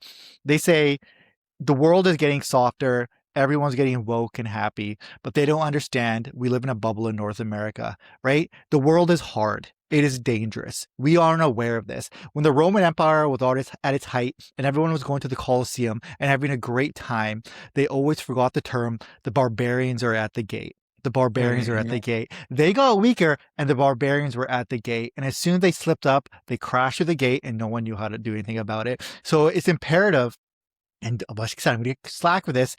I honestly feel the world is better off having a democratic, although it's corrupt superpower like America at the head of it, the one controlling the resources, majority of them, the one who has the largest, most powerful army. It's susceptible to corruption. But when I look at replacements, it's like, which devil do you want to work with? They're better than if even Canada had it, because Canada does some dumb stuff. I don't think we could handle that amount of responsibility. You look at what happened if China had all that. Are we all this like super surveillanced? Like what happens if India has it? I love India. They're my parents' home country, but corruption is wild over there. So you're looking at if someone's going to have the power, someone's going to help regulate the world, and at least balance it, bring it to some level of equilibrium. We're all better off if America stays in that number one position for that reason, because all our lives are more stable. You were to take them out of the equation, it would be chaos. It would be the dark ages. Everybody would be fighting. Wars would be popping up everywhere. And there's a reason why overall you watch the news. It's like, oh my God, there's war, there's war. There's barely wars than there were 30 years ago, the 60 years. Like it's nothing compared to what it is, right? Yep. So, and you can disagree with me, but that's a fact. And that's why I go like, so I will poo poo on America here and there, but it is very important to understand the role it plays in keeping Canadians safe, people in South America, even by proxy safe, the rest of the world safe. Everyone is safe, knowing that there's one person there who just has a massive technologically advanced army who's like, let's all just get rich. Let's get corrupt Yeah. rich. Some of us will get corruption rich, but let's all just stay rich and safe because we're all here to make money, right? Capitalism, Yep. baby. And that's why I don't know where I was going with that, but I'm just saying you can't really hate on them too much. Right now, Yeah. No, I go ahead. love it. That I was my love it. tangent. There you go. Sorry. Going back to the Bitcoin thing, you know what was interesting? So yes, so the United States has a whole strategic reserve, right? And they're basically just seizing assets, throwing it in there. They're supposed to find a way to add to the Bitcoin without using taxpayer money, right? And I was thinking like, oh, they're going to use tariff money, right? Why wouldn't they, right? Oh They could yeah. use tariff money and inflate their debt away, inflate the $38 trillion away by holding not only Bitcoin but putting every stable coin behind a stable coin. You need T-bills, you need US Treasury bills, right? So they're just gonna it is it is very smart economic engineering, financial engineering that this does, right? Similar to like MicroStrategy. But anyways, what was also interesting was that there was I think it's Texas. Texas actually passed legislation that they're starting their own Bitcoin reserve. They already did it. And they already Oh purchased Bitcoin for their own reserve. So now you have states starting to start their own Bitcoin reserves. I thought that was a fascinating development in the space, right? Because not now you're moving into this next level of finance for Bitcoin where you have more adoption, you have mass adoption. You had Morgan Stanley come out and say, you know what? We see how successful IBIT is. We're starting our own IBIT, right? Fidelity has their own, Bitcoin spot price ETF. BlackRock has IBIT. So you're seeing it. And then not only that, the digital asset treasury strategy that a lot of these companies are following that are adding Bitcoin to their balance sheets, like that is the next evolution, in my opinion. Not being like a hodler or a Bitcoin maxi, but that could be part of the next evolution for companies, right? Is that they have a Bitcoin reserve strategy, and when Bitcoin goes up, which it will, then this company that makes sweaters, that knits sweaters, right, is now worth $1 billion, right? yeah, In yeah. revenue, they might make, a couple million a year, but now because of the Bitcoin that they hold, now they're worth way more. So I think that is just a fascinating development for the Bitcoin space and for like the adoption. Um, Going back to the Clarity Act, yeah. So it was two parts. And I'm gonna butcher this because I haven't. It's been a while since I've researched it, but there was the Clarity Act, and then there was the Stable Coin Act. I think the Clarity Act they're still pushing through Congress or through the Senate to get signed off. But yeah, it's basically a regulatory framework for crypto and to what is crypto, how should it be taxed essentially, and then I think there's probably some parts in there for how financial institutions can look at it or use it or how they can offer to their customers, because now banks, especially like the JP Morgans of the world, now they're going to allow collateral on your Bitcoin. That's a huge development, right? Jamie That's Dimon was massive. so anti-Bitcoin for the longest time, and now you have JP Morgan coming out and saying, "Yeah, we'll offer you loans on your Bitcoin." Like Isn't that wild? it's crazy, absolutely crazy what's happening just in the Bitcoin space, let alone the Ethereum space. So, I forget what we were like talking about that brought up the No, no, Bitcoin. no. This is stay on this because it's giving us an idea of the gauge of where Bitcoin's headed. That taking loans out on Bitcoin is massive, like as collateral, because people didn't know what to do with it. There's like they got to sell it off, because like a lot of people who bought it are now in their 40s and they got mortgages and they got all this stuff. It's like, oh, what do we got to sell it because we got bills to pay. But this whole collateral thing changes the game here, and that's why even even like credit stuff they're doing with Strike, and all that stuff with Michael Saylor's doing is a really good way to leverage Bitcoin there. And then now that institutions are getting involved, the Clarity Act will just, if it gets passed, will allow more institutions to get involved because there's more of a regulatory framework.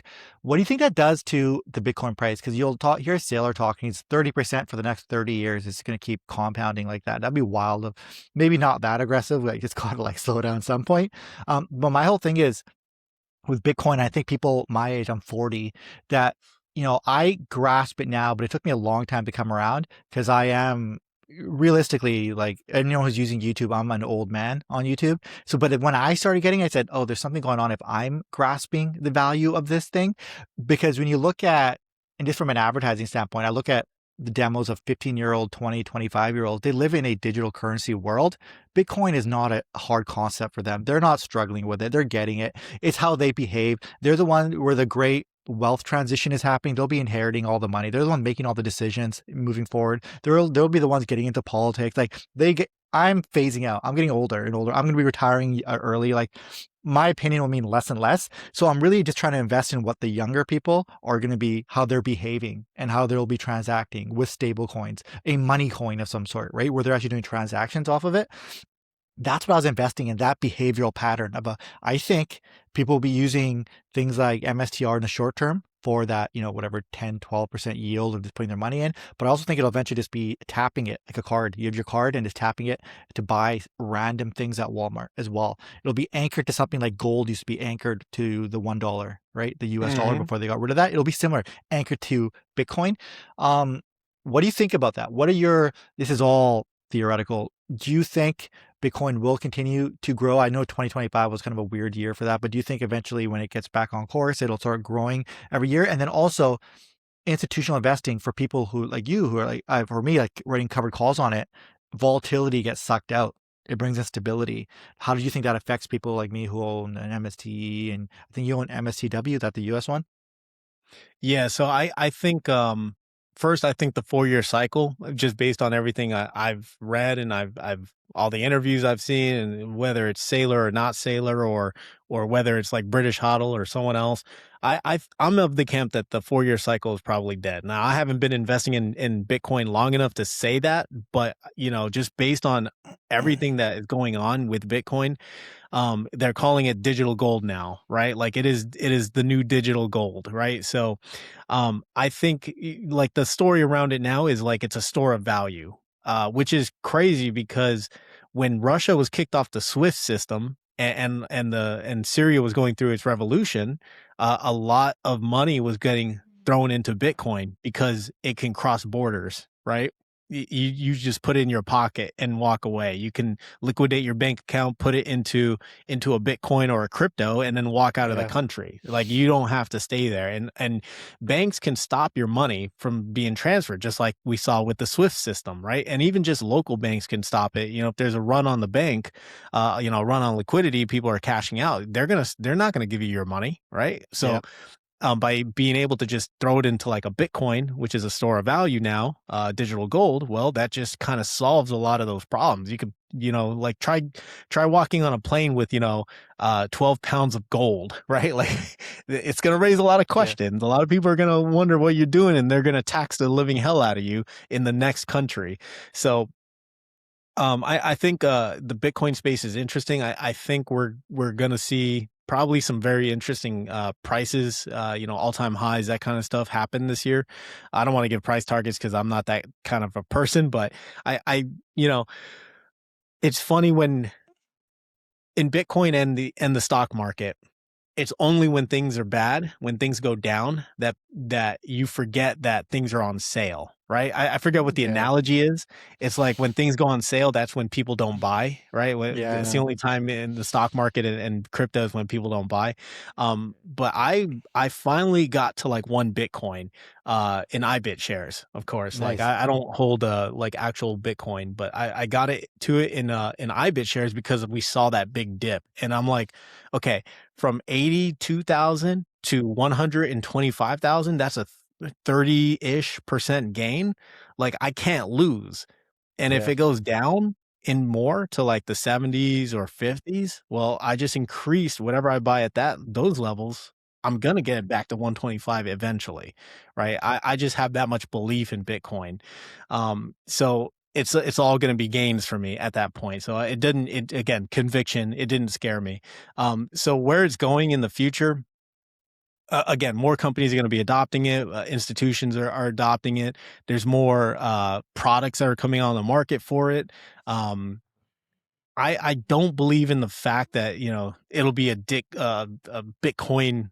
Uh, what is it? Bitcoin will replace the U.S. dollar, right? I don't No, yeah. believe that.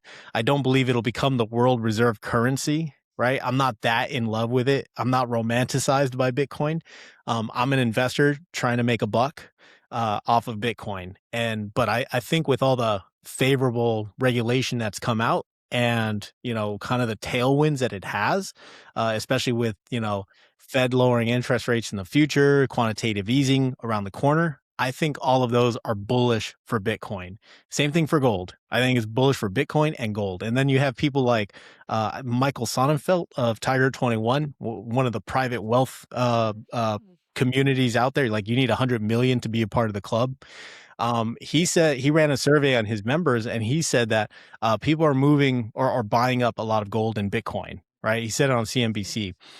There's another person, I Paul Tudor Jones, who also said last year that he believes that this year is going to be about Bitcoin and gold because of what's happening with the government spending. So again, like, there's just so much tailwind for Bitcoin and the future of Bitcoin and slash crypto.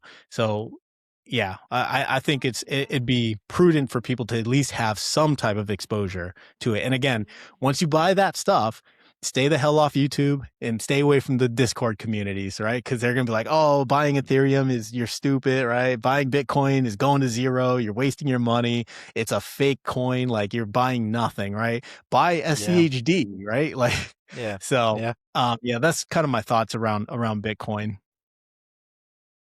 What do you think of, I guess because some areas I hear Bitcoin being classified as a commodity now, like, and that's how Sailor was doing it. It's like, hey, we're holding a commodity and we just built a product on top of it. So don't exclude us from the MSCI index. That's what we do. We're not a treasury. Also, and then the argument there is, well, it's a commodity, but it can't be used for anything, so there's no value. Well, at the same point, silver prices are going up, gold prices are going up, gold, silver, commodities, but gold has value because it can't really be used for anything. So it can be a store of value where silver is actually used a lot, which means it actually is used, it gets depreciated in that way. Same way where you don't use copper as a store of value, everyone just keeps using gold. So actually, rather than a negative that Bitcoin can't be used for anything, it's a better store of value because it just can't be used and transacted away. What do you think about that? I've heard that argument there. That's why it's so closely tied to gold, because they behave the same way in that respect as well. I actually do agree with that. Like, I don't think like retailers are going to start accepting like Bitcoin. I think they'll transact on their own stable coin, if anything. Yeah. Maybe they transfer Bitcoin into stable coin and then into whatever on the back end, right? Maybe that might be the case in the future. But yeah, like for for for Bitcoin, I I don't know if it's a commodity or anything else. Like, I look at it as one, like a savings account, and it's a bet on the future, right? It's a bet on the future that the United States is going to print their way, like, just continue printing so much dollars that it's going to devalue, and that will be obviously good for something like a Bitcoin. um I don't see like the mass adoption of it becoming like used in everyday life. I still like, I don't see it. Maybe it might happen. I do, like, I've sent Bitcoin, from myself to somewhere else, right? Like, and it is really quick. It's like seconds versus ACH, which takes 2 to 3 days of processing. Forget the Swift system, which takes 1 to 2 weeks, right? So I could see a use case if someone wants to get money out of somewhere and send it somewhere else. That is a good thing, right? That is a good use case for it. I think it'll still be kind of like on the edge, like on the fringe edge of finance when it comes to actual like usability. Um, but when it comes to like companies putting it on their balance sheet, like I think again, if they're believing in Bitcoin becoming that store of value, and it's, you know, a hedge against basically you know, the printing of money or the death of fiat currency, I think it's probably a prudent thing for companies to follow that digital asset treasury you know, strategy. But I don't think every digital asset should be a treasury, right? Like Mooncoin, you shouldn't have that on your balance sheet, right? Ethereum, I could see because it's always been the number two to Bitcoin, in my opinion, right? I've always heard about Bitcoin and Ethereum, right? Those have usually been the two, Yeah, right? So I could see an Ethereum treasury strategy, a Bitcoin treasury strategy. But when you start having these altcoins like a Doge trading yeah, treasury strategy, I mean, that's when you know, like, you've peaked. Like, that's when you know there's too much froth in the market and it's probably yeah. time to sell. Um, but yeah, that's kind of like my thoughts as far as, like, you know, Bitcoin being used. I see it as a commodity, you know, something that is just a store of value. I don't think it's going to be used in like everyday life, you know, for retail or for commercial use. I think it's still going to be on that fringe of finance where, you know, the people that have it, and they're getting wealthy, and the institutions that are adopting it or you know, allowing other people to, or allowing collateral loans against it.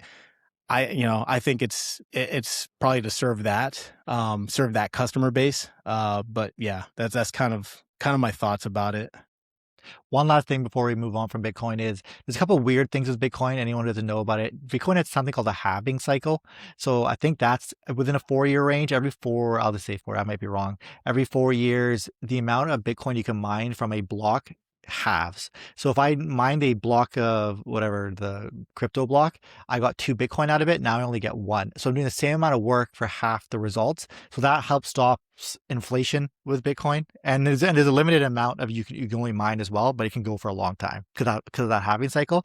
Secondly, with Bitcoin, I have this guy coming on the podcast in a couple of weeks called Apex Wealth. Came across his YouTube channel, just started feeding it to me. So I reached out to him. I was like, hey, you have some pretty cool insights around crypto, Bitcoin, all that stuff. And he mentioned that 4 year cycle that you're talking about, there is some correlation between that and the US debt cycle of when they have to, when their debt rolls over. And then, you know, they just keep kicking the can down the road and they just like incur more debt. So it's actually in line with how that debt cycle works. The 4 year US debt cycle is the 4 year crypto cycle. And he said that actually got pushed by about a year and a half because of COVID, because they started printing all this money. So when you're going to think of the actual uh, peak of Bitcoin, it wasn't in September or whenever people thought it was at 120,000. It's like it hasn't even happened yet. So when you're buying in the low, expect a giant lift for like the next year and a half. Then it'll crash, and then that cycle happens. He's like, so right now is actually a buying opportunity. You can just get a bunch of gains for like a year and a half. But that was just one belief. So he thinks it's more like a 5.5 year cycle rather than a 4 year cycle now because of the COVID effect and how that altered things and like messed it up and all that. Um, have you ever even heard of that, or is this the first time you're hearing about the debt cycle merged So with that? I haven't heard that particular, I guess, connecting of the dots, because everyone's trying to find out, like, what does Bitcoin follow? What cycle does it actually follow? And I Yeah. haven't really heard that one, the U.S. debt cycle. So that's really interesting. Going back to an earlier point, I didn't answer this question, but the question about volatility, right? Oh yeah, yeah, With mass adoption, you know, what will happen to the volatility? You know, Michael Saylor, a lot of these, you know, Bitcoiners, they say that the volatility is a feature of Bitcoin, and that, you know, yeah, the volatility makes it interesting, right? Like, that's really it. Um, if mass adoption was to come, I don't know if the volatility of the Bitcoin is going to come down so much that it's not going to make it interesting anymore. But I did yeah, hear the point, and it makes sense that the only way Bitcoin reaches new highs is because of the volatility. Like that there, without that that's volatility, right. it's never going to reach new highs. Yeah, yeah, So it needs that volatility. So even if, you know, Morgan Stanley comes into the mix, BlackRock and everyone else, you know, coming out with their mass adoption, you know, holding Bitcoin on their balance sheet, I don't know if it's going to smooth the ride, or drop the volatility down. But I also can't see these big players letting their ETFs go to trash either, right? I just can't see it. But there's also the other flip side to that is leverage trading. Like, That mess. Bitcoin has a lot of leveraged trading, which makes it Yeah. super volatile. And I don't see that going away. That's actually a tailwind for Bitcoin's volatility. If anything, is the degenerate who's doing 100x, leverage on a Bitcoin trade, right? So I think that appetite will always be there, just because it's human nature, right? It's just degenerate, gambling. Uh, Yeah. so that's a feature of Bitcoin. Like, that could be a case of why Bitcoin will always be volatile, is because of the healthy trading environment that it has, or the healthy trading community, if you can call it that it has. Um, so yeah, that What is kind of my was thought around that. wasn't that why another reason why there's a lot of reason why it crashed so hard was because it's so over leveraged Bitcoin, so it Yeah, crashed so even faster because of that. Tom Lee was the one that kind of talked about it the most. He said that, like, when October, was it 10th, I think, happened, when we saw, like, I think $1 billion worth of liquidation happen on Bitcoin. He said that it was because, well, one, it was the liquidations happening because traders were getting basically liquidated because they had reached, I guess, margin calls or something, right? Something had Yeah, happened. that's what But I it heard. it was all pinpointed to, like, a glitch where something had traded below for like a second, right? So maybe it was like some type of glitch, computer glitch, or maybe it was just an insider doing something, right? Nobody really knows what It what was it really was some- it caused was it. something it was something sketchy. It always is. Yeah, it could have been Binance, right? It could have been Yeah, Binance just fudging the numbers like they have in the past, right? yeah. Um, but then, probably a week or two later, another 500 million liquidation happened, or $200 million liquidation happened, another It's event. wild. So that was that market liquidity drying up. And then you had some of these market makers that he was talking about. You had these market makers who were the ones offering all this leverage. They had to close doors. They had to close up. They had no more money, right? They Yeah. lost all their money. So yeah, that is kind of what I have found to be at least what the case might have been for what happened back then. At least for crypto reaching 125 and then getting liquidated all the way down to 90 and then 82, was because of just these constant liquidations that kept happening in the trading space. All right. Before we wrap up, the way I'm going to chapter out this episode is chapter one, 20 seconds in, ETF number one. 2 minutes in, it'll say psychology of investing. Then 30 minutes in, it'll say MSTE, MSTR, Bitcoin, crypto, or whatever we talked about.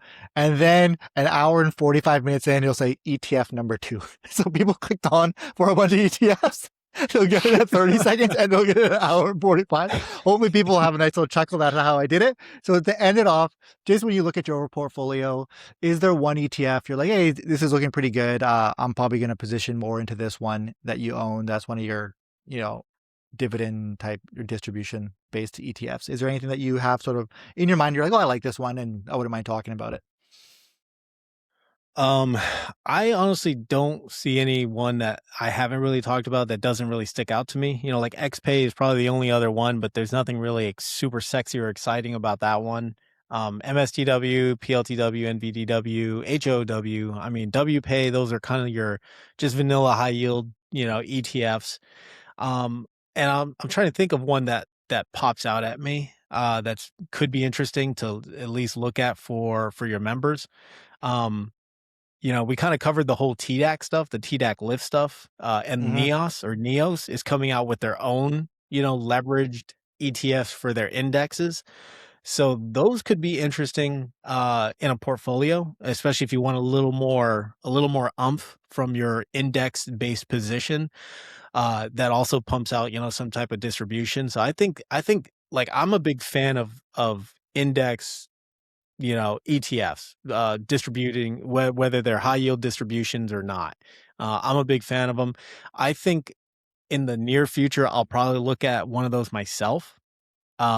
Because if we're going to be moving into this era, or this really funny, choppy, up and down, highly volatile time, um, being in PLTW, NVDW, the single tickers, there might be some elevated risk there. So I Oh might yeah. have to make a decision where it makes sense to move that money into something like, a TDAC or a TDAC lift or a NEOS booster or whatever they're calling it, something with moderate leverage, but it's on an index, right? The index is not going to drop 10, 15% in a single day. I mean, it could Liberation Day, but that was a huge worldwide global event, right? Yeah. But I can't see like an index dropping that much, that hard, like once a year, right? Like, Yeah. so I mean, we'll see. We'll see. There's a lot of sentiment out there saying we're going to have that 15, 20% decline, but is it going to be a grind, a grind down, or is it going to be a sharp pull down? Nobody really knows. But yeah, those have stuck out to me the most, as something interesting to look at.